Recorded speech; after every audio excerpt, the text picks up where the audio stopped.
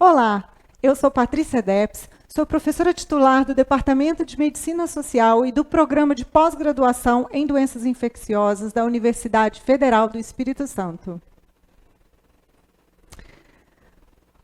Vou falar de hanseníase. Não tenho conflito de interesse com essa apresentação. Por que estamos falando de hanseníase? Hanseníase é uma doença que permanece como problema de saúde pública em muitos países devido à magnitude, por causar incapacidades e um forte estigma e discriminação. Em 2021, foram 140.594 casos novos detectados em todo o mundo, sendo que 142 países relataram casos de hanseníase. 14,1% dos casos estão localizados nas Américas e mais de 90% dos casos estão localizados no Brasil. A hanseníase está presente em países subdesenvolvidos, localizados nas regiões tropicais e subtropicais do planeta, onde a pobreza se concentra. A Organização Mundial de Saúde identifica a hanseníase como uma doença tropical negligenciada. E os países com os maiores números de pessoas afetadas pela hanseníase, em primeiro lugar é a Índia, segundo é o Brasil e terceiro é a Indonésia. São elencados como fatores de risco para a hanseníase a pobreza, o baixo nível educacional, a insegurança alimentar, higiene precária, ainda a suscetibilidade genética e, nas Américas, o contato com tatus. A hanseníase, em 2019, foram detectados, segundo a Organização Mundial da Saúde, mais de 200 mil casos novos, sendo que nos anos de 2020 e 2021 houve uma redução do diagnóstico de casos novos em todo o mundo em decorrência da pandemia de Covid-19. No Brasil, a hanseníase está presente em todo o território nacional, mas tem uma distribuição heterogênea. Está mais presente nos estados da região centro-oeste. A hanseníase é uma doença infecto-contagiosa de evolução crônica, que acomete principalmente pele e nervos periféricos. A hanseníase tem um longo histórico de estigmatização, discriminação e violação de direitos humanos. A hanseníase, ela é hoje classificada pela Organização Mundial da Saúde como uma doença muito estigmatizante. E o estigma é um obstáculo para a eliminação da hanseníase em diversos países do mundo, como afirma a Organização Mundial da Saúde.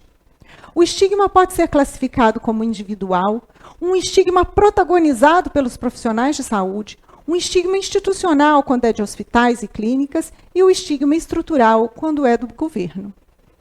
Como consequências da discriminação das pessoas afetadas pela hanseníase, podemos elencar a perda de oportunidades, privação material, desvantagem estrutural e o acesso limitado aos serviços públicos e aos benefícios do Estado. Quanto aos agentes etiológicos da hanseníase, nós conhecemos o Mycobacterium leprae desde 1873, quando foi descrito por Amaury Hansen, também conhecido como bacilo de Hansen. É um parasita intracelular obrigatório, um bacilo álcool-ácido resistente e é caracterizado pela ausência de cultivo in vitro.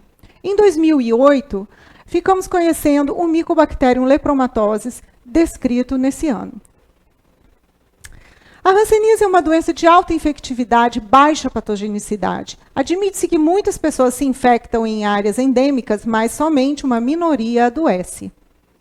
A hanseníase tem como modo de transmissão prioritário de pessoa para pessoa, através de vias aéreas superiores, de indivíduos afetados pela forma multibacilar sem tratamento com a poliquimioterapia. Também devemos lembrar da possível transmissão zoonótica através de bacilos ambientais. A hanseníase, então, nós temos aspectos da história natural em que as fontes humanas de bacilos são as prioritárias e as mais importantes para a infecção pessoa por pessoa. Entretanto, não podemos esquecer dos reservatórios ambientais recentemente descritos. A partir de uma exposição pelo Mycobacterium leprae, a pessoa pode desenvolver uma infecção subclínica ou uma infecção através de uma das manifestações clínicas que nós vamos ver adiante.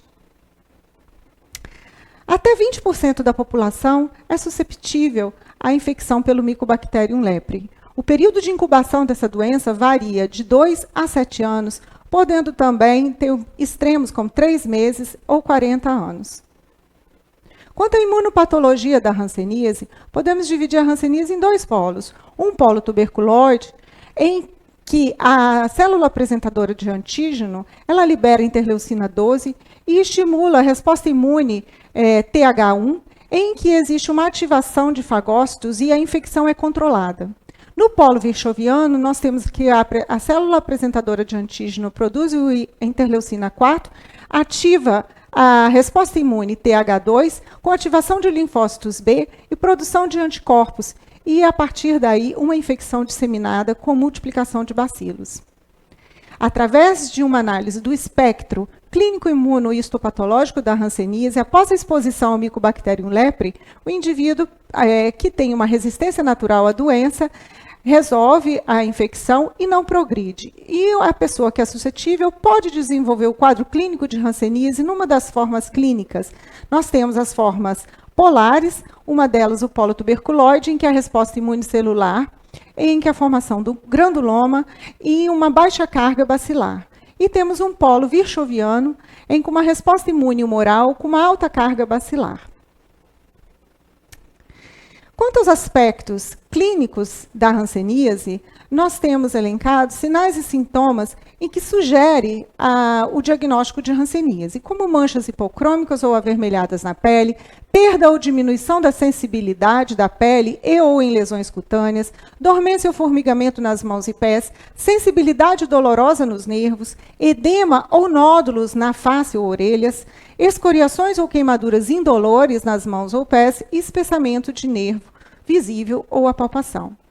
A Organização Mundial de Saúde, ela define um caso de hanseníase em países ou em áreas endêmicas para hanseníase e identifica o indivíduo suspeito de hanseníase quando tem a presença de uma das seguintes características: lesão ou lesões cutâneas compatíveis com hanseníase, apresentando alterações de sensibilidade térmica tátil e ou dolorosa, ou área de pele com alterações de sensibilidade, mesmo na ausência de lesões cutâneas, ou presença de espessamento de nervo ou nervos periféricos, ou baciloscopia positiva. A hanseníase tem 3 classificações principais. A classificação operacional, utilizada pela Organização Mundial da Saúde, que define o tipo de tratamento que será realizado no paciente. A forma paucibacilar, que tem a baciloscopia negativa, e a forma multibacilar com baciloscopia positiva. A relação da classificação operacional com a classificação de Madrid, ela se dá na medida que as formas indeterminada e tuberculoide, elas constituem a forma paucibacilar, e a forma dimorfo e virchoviano, a forma multibacilar. Ainda na classificação de Ridley-Joplin, que leva em conta as características clínicas e imunológicas, a hanseníase ela é dividida em 2 polos, o polo tuberculoide e o polo virchoviano, e as formas interpolares de dimorfa tuberculoide, dimorfa e dimorfa virchoviano. A hanseníase indeterminada, ela é a forma inicial que pode passar desapercebida. A evolução depende da imunidade do hospedeiro. Pode desaparecer espontaneamente ou pode evoluir para outras formas da doença. Ela se apresenta como mancha ou manchas hipocrômicas ou eritemato-hipocrômicas, bem delimitadas ou não. As máculas são hipoestésicas. Em geral, a sensibilidade térmica está alterada. Sensibilidade dolorosa pode estar normal ou alterada e a sensibilidade tátil está preservada. Ela pode apresentar com uma ou poucas lesões, ainda pode apresentar com perda de pelos na área comprometida, perda ou diminuição da sudorese. Já a forma tuberculoide da hanseníase, ela se apresenta com placas eritematosas ou acastanhadas circulares, anulares ou circinadas de limites nítidos, ainda com lesões únicas ou pouco numerosas, restritas a uma área do corpo. A hanseníase tuberculoide existe a perda da sensibilidade local, térmica, dolorosa e, às vezes, a sensibilidade tátil, as alterações de sudorese e a ausência de pelos. Na hanseníase tuberculoide, as lesões neurais são mais precoces, intensamente agressivas e assimétricas, ou mononeurais. No outro polo da doença, a hanseníase virchoviana, ela se classifica por ser a forma bacilífera e difusa da doença, com lesões em geral simétricas e numerosas. Apresenta infiltração difusa do tegumento, podendo-se encontrar pápulas, nódulos e placas extensas de tonalidade ferruginosa, como podemos ver nesse outro slide. A hanseníase dimorfa é uma forma que é a forma mais frequentemente encontrada. É a forma que nós mais frequentemente também encontramos as reações hansênicas e é onde encontramos o maior número de pacientes que desenvolvem incapacidade física. A forma da hanseníase tuberculoide, a forma da dimorfa tuberculoide, dimorfa e a dimorfa virchoviana. A forma da hanseníase dimorfa tuberculoide, em geral, apresenta poucas lesões. A hanseníase dimorfa com lesões mais extensas, eu chamo atenção para a lesão foveolar, e a hanseníase da forma dimorfa virchoviana com lesões mais extensas, semelhantes ao polo virchoviano.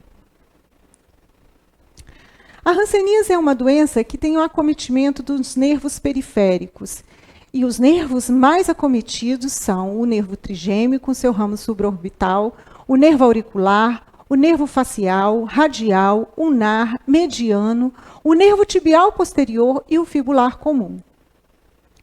Quanto ao comprometimento neural da hanseníase em relação à forma da doença, na forma tuberculoide, em geral, nós temos o comprometimento em forma de mononeuropatia. As formas são assimétricas. Nas formas dimorfas da hanseníase, nós encontramos mais frequentemente a mononeuropatia múltipla e na forma virchoviana a forma de comprometimento neural de polineuropatia distal. O grau de incapacidade física. Nós temos 3 graus, grau 0, 1 e 2. E para a classificação do grau de incapacidade, nós vamos precisar avaliar critérios nos olhos, nas mãos e nos pés. Os nervos, o envolvimento neural dos nervos periféricos, eles podem gerar paralisias e incapacidades. Na imagem, a gente mostra um envolvimento do nervo ulnar com a produção de uma garra ulnar e a amiotrofia. Ainda com o envolvimento do nervo ulnar, com a perda da falange distal do quinto quirodátilo, essa mão anestésica ou anestesia em luva, apresentando intensa descamação por ressecamento, edema, fissuras, ulcerações e crostas. E na outra imagem, também um dano neural, gerando um mal perfurante plantar ou uma úlcera plantar. A hanseníase também pode apresentar alterações ósseas, principalmente nas formas multibacilares. Os ossos da face, principalmente do centro da face, mãos e pés. Nessa imagem, podemos ver a síndrome rinomaxilar, que afeta os ossos do nariz e da maxila. Aí, nós mostramos também o nariz em cela, onde existe o comprometimento dos componentes ósseos e cartilaginosos do nariz.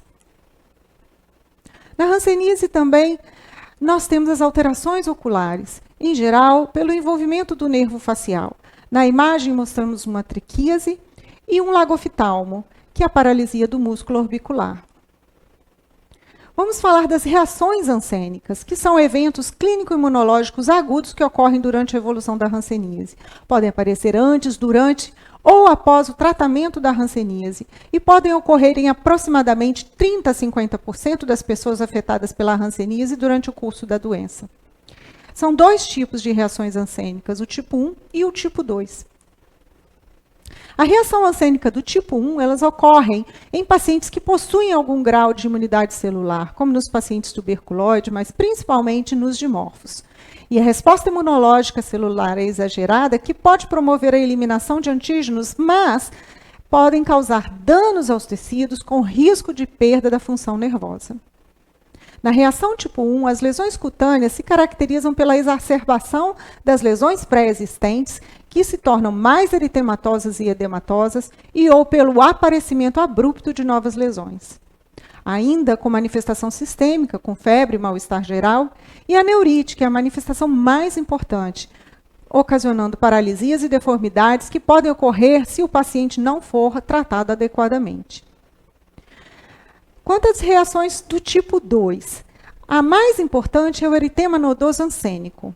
Entretanto, eu vou lembrar do eritema multiforme, do eritema polimorfo, síndrome de Sweet-Simile e ainda as manifestações sistêmicas na ausência de lesões cutâneas.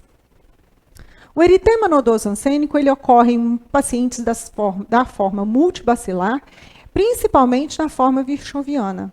É uma reação inflamatória aguda e sistêmica, em geral após o 6º mês de poliquimioterapia. O paciente pode apresentar febre, mal-estar geral e infartamento ganglionar doloroso. A lesão do eritema nodoso ansênico é um nódulo eritematoso que muitas vezes é mais palpável do que visível e pode estar localizado em qualquer parte do corpo. As manifestações extracutâneas são muito importantes da gente mencionar, e aqui eu relaciono artrite, uveíte, aorquite, aglomerulonefrite, rinite, epistaxe e edema de mãos. A neurite ocorre no eritema nodoso ansênico, mas ela é um pouco menos intensa que na reação tipo 1. Quanto aos métodos de diagnóstico da hanseníase. A hanseníase é importante dizer que ela é uma doença de diagnóstico clínico. Entretanto, exames complementares nos ajudam a definir o diagnóstico e a classificar essa doença. Utilizamos a baciloscopia, a histopatologia, o uso dos monofilamentos de Siemens-Weinstein, a biologia molecular, principalmente com o teste PCR, sorologia com ELISA e o teste de fluxo lateral ou teste rápido, a ultrassonografia de nervos periféricos e a eletroneuromiografia. Mais uma vez, eu digo que a hanseníase é uma doença de diagnóstico clínico e exige uma inspeção cuidadosa de todo o tegumento. E a pesquisa de sensibilidade ela é extremamente importante. A pesquisa de sensibilidade térmica, dolorosa e tátil. Utilizamos para teste de sensibilidade térmica, podemos utilizar tubos com água morna e fria, e também, o mais comum, o uso do algodão embebido em éter comparando com o algodão seco. O teste de sensibilidade dolorosa pode ser utilizado uma agulha estéreo. Ainda, o mais utilizado é o teste de sensibilidade tátil, em que utilizamos o algodão seco, a ponta de caneta e o mais adequado, que é o uso dos monofilamentos ou estesiômetro. Os monofilamentos de Siemens-Weinstein ou estesiômetro são graduados de entre 300 gramas, esse rosa mais espesso, e 0,07 gramas é o verde, o mais fininho, e são organizados em ordem de espessura. Os testes sorológicos para hanseníase, eu ressalto o teste de fluxo lateral, que é o teste rápido, para detecção de anticorpos da classe IgM anti-PGL1 e já está sendo utilizado na rede em todo o Brasil. É de alta especificidade, mas tem boa sensibilidade para as formas multibacilares. A baciloscopia é utilizada em toda a rede no Brasil e é feita em 4 regiões. Mais recentemente, a Anvisa liberou o teste de PCR produzido pela Fiocruz, que é o NATHANS, e agora o tratamento da hanseníase. O tratamento da hanseníase ele é realizado, os medicamentos de primeira linha são 3, a rifampicina, a dapsona e a clofazimina. O tratamento da hanseníase ele é disponibilizado e é doado ao governo brasileiro pela Organização Mundial da Saúde. E ele é composto de uma dose supervisionada e uma dose auto-administrada. A dose supervisionada ela é composta de 600 mg de rifampicina, de 100 mg de dapsona e de 300 mg de clofazimina. A dose auto-administrada ela é realizada com 100 mg de dapsona e 50 mg de clofazimina. Nas formas multibacilares, são utilizadas 12 doses em até 18 meses. E nas formas paucibacilares, são 6 doses em até 9 meses. Os medicamentos dos esquemas substitutivos só podem ser utilizados caso o paciente não possa tomar ou tenha desenvolvido algum tipo de reação adversa aos medicamentos de primeira linha. Podemos utilizar a aminociclina com 100 mg mensal e 100 mg diária, ofloxacino com 400 mg mensal e 400 mg na forma de autoadministrada diária. Ainda podemos contar com a claritromicina, a moxifloxacina e a levofloxacina. O tratamento da reação tipo 1, ele é primordialmente realizado com a utilização da prednisona oral de 1 mg por quilo por dia, com redução gradual e lenta a cada 2 a 4 semanas. A reação tipo 1, ela dura, em média, de 3 a 6 meses. E a reação tipo 2, ou eritema nodoso ansênico, o tratamento de escolha é a talidomida, de 100 a 400 mg por dia, dependendo da intensidade das manifestações clínicas.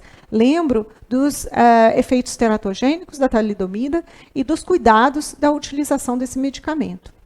Também podem ser utilizados a pentoxifilina, de 400 mg 3 vezes ao dia, e a prednisona oral de 1 mg por quilo dia, associado nos casos de envolvimento neural, mãos e pés reacionais, orquite, nefrite, iridociclite, irite e nos casos de eritema nodoso ansênico necrotizante. No caso de dor neural grave, pode ser utilizado a mitriptilina de 25 a 75 mg por dia, a clorpromazina, 10 a 50 mg por dia, ainda, em alguns casos, a carbamazepina e a gabapentina. Grata pela atenção, muito obrigada.